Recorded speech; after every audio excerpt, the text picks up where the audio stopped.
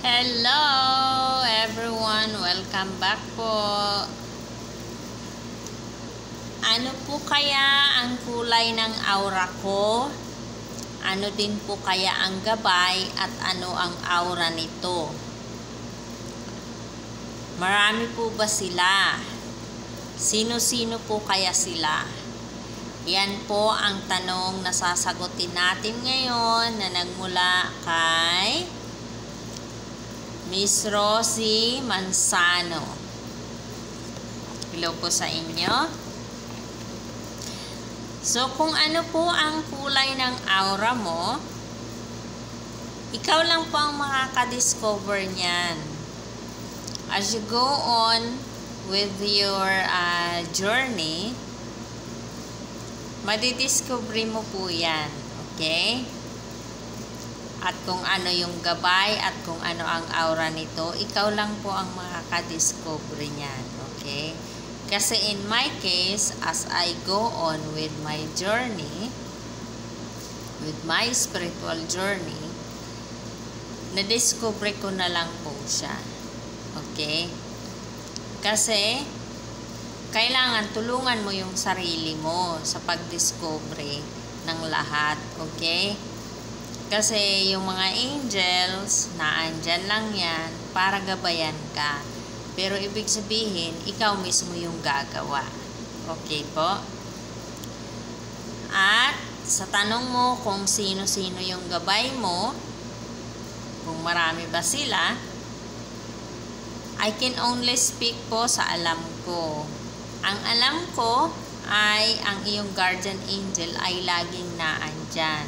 Okay? Kasi umpisa nung pinanganak ka, bawat isa kasi sa atin is mayroong guardian angel. Umpisa nung pinanganak pa lang tayo is mayroon na tayong guardian angel. Okay? And of course, yung iyo pong mga ancestors, okay, yung mga ancestors mo na nasa heaven na is ginagabayan kanila. Okay po? Kung gusto mo pa pong malaman kung sino-sino pa yung guides mo, kapag nag-meditate ka po, pwede kang magtanong sa iyong guardian angel. Okay? Siguraduhin mo lang na yung pagtanong mo is mula sa iyong puso. Okay po? And minsan, masasagot ka agad yung iyong tanong kasi sasagutin ka ng guardian angel mo in a way na maiintindihan mo. Okay? So, kailangan maging open ka lang and maging aware ka. Okay?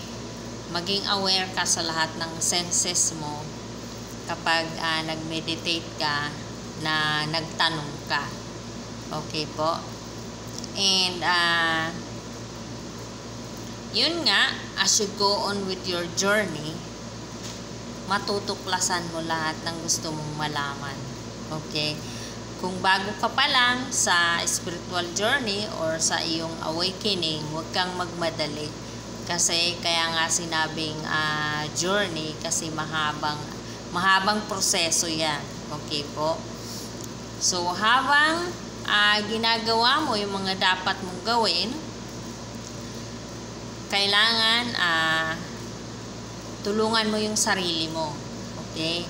So, paano mo matutulungan ang sarili mo? Sa pamamagitan ng mga spiritual practices na pwede mong gawin. Yung naayon sa'yo or yung gusto mong spiritual practice, yung gusto mong spiritual practice na gawin. Okay? Pwede kang mag-meditate, mag-breath work, okay? Or mag-connect ka sa nature. Marami pang mga iba-ibang spiritual practice na pwede mong gawin na kung saan is makakatulong yan sa iyong spiritual journey. Okay po?